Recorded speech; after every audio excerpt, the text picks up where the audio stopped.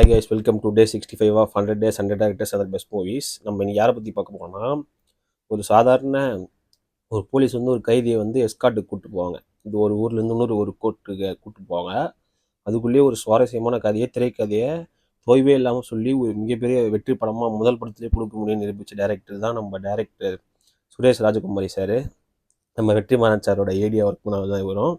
அவரோட டெபுட் படமான சிறை படத்தை பற்றி தான் நம்ம பேச போகிறோம். அந்த மாதிரி எஸ்கார்ட்டுக்கு கூப்பிட்டு போகிற அந்த கைதியோட வாழ்க்கையில் நடந்த கதையை வந்து மிகவும் உணர்வுபூர்வமாகவும், அவன் எப்படி அந்த நிலைக்கு தள்ளப்பட்டான், இந்த சிஸ்டம் வந்து அவனை எப்படி அப்ரெஸ் பண்ணுது, அவனுக்கு கிடைக்க வேண்டிய நீதியை கிடைக்க விடாமல் இத்தனை வருஷமாக அவனை வந்து காக்க வைக்கிது அப்படின்னு சொல்லிட்டு ரொம்ப யதார்த்தமாக ராவ் அண்ட் ரியலிஸ்டிக்காக சொல்லியிருப்பாரு. இதுக்கு இன்னொரு மெயின் காரணம் வந்து நம்ம ரைட்டர் தமிழ் சார் தான். அவர் வந்து இந்த டானாக்காரன் படம் எடுத்துக்காரில், அவர் வந்து ஒரு முன்னாள் போலீஸு.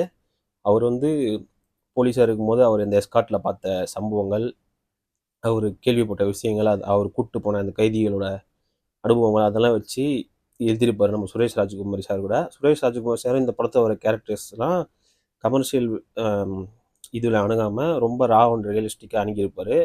அந்த வேர்ல்டுவே நம்மளை கூப்பிட்டு போயிருப்பார். அந்த கதவுலேயே நம்ம ட்ராவல் பண்ணுற மாதிரி இருக்கும். அந்த அளவுக்கு ஒரு பயங்கரமான கேரக்டர்லாம் எழுதியிருப்பார். டைலாக்ஸும் சரி, படமும் சரி, திரைக்கதையும் சரி, எல்லாமே பயங்கரமாக இருக்கும். அந்த 2 பேரும் சேருவாங்களா மாட்டாங்களா நம்மளே வந்து எதிர்பார்க்க வைப்பாங்க. அந்த மாதிரி ஒரு திரைக்கதையை வந்து ஃபஸ்ட்டு படத்தில் பயங்கரமாக கொடுத்துருப்பாரு. ஏன்னா வெற்றிமாறன் படத்துலேருந்து வந்த 2 கத்திகள் சேர்ந்து பண்ணுறாங்க, சும்மாவாக இருக்கும். சிறை போன வருடத்தோட மிக சிறந்த தமிழ் படம்னே சொல்லலாம்.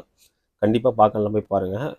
ஒரு உண்மையான கதையை வச்சு எடுக்கப்பட்ட படம் தான் சிறை. அது உண்மையான கப்புள்ஸ் அவர் பார்த்ததை வச்சு எழுதினார். அதுதான் சிறை.